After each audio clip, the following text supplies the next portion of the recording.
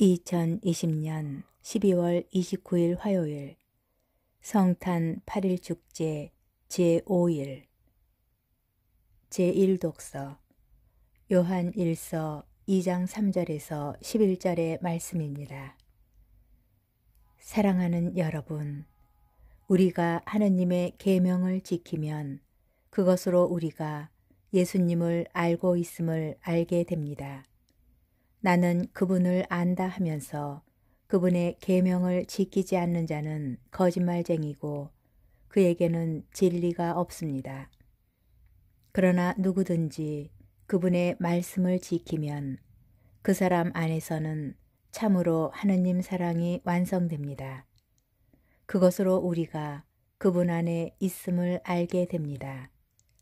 그분 안에 머무른다고 말하는 사람은 자기도 그리스도께서 살아가신 것처럼 그렇게 살아가야 합니다.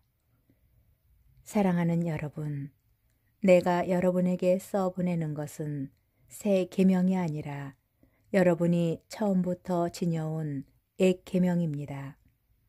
이 옛 계명은 여러분이 들은 그 말씀입니다. 그러면서도 내가 여러분에게 써보내는 것은 새 계명입니다.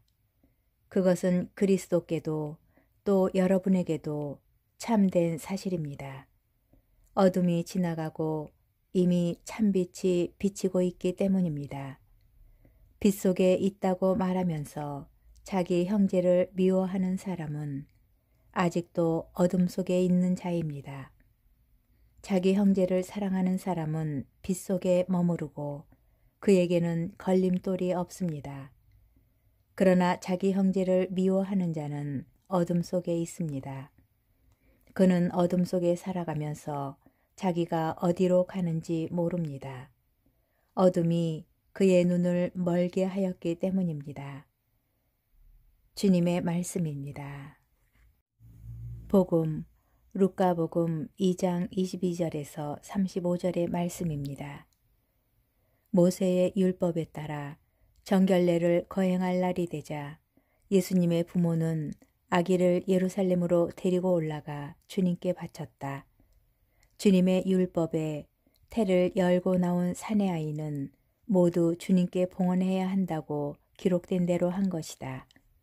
그들은 또한 주님의 율법에서 산비둘기 한 쌍이나 어린 집비둘기 2마리를 바치라고 명령한 대로 제물을 바쳤다. 그런데 예루살렘에 시메온이라는 사람이 있었다. 이 사람은 의롭고 독실하며 이스라엘이 위로받을 때를 기다리는 이였는데 성령께서 그 위에 머물러 계셨다. 성령께서는 그에게 주님의 그리스도를 뵙기 전에는 죽지 않으리라고 알려주셨다. 그가 성령에 이끌려 성전으로 들어갔다. 그리고 아기에 관한 율법의 관례를 준수하려고 부모가 아기 예수님을 데리고 들어오자 그는 아기를 2팔에 받아 안고 이렇게 하느님을 찬미하였다. 주님, 이제야 말씀하신 대로 당신 종을 평화로이 떠나게 해주셨습니다. 제 눈이 당신의 구원을 본 것입니다. 이는 당신께서 모든 민족들 앞에서 마련하신 것으로 다른 민족들에게는 계시에 비치며 당신 백성 이스라엘에게는 영광입니다. 아기의 아버지와 어머니는 아기를 두고 하는 이 말에 놀라워하였다. 시메온은 그들을 축복하고 나서 아기 어머니 마리아에게 말하였다. 보십시오. 이 아기는 이스라엘에서 많은 사람을 쓰러지게도 하고 일어나게도 하며 또 반대를 받는 표징이 되도록 정해졌습니다.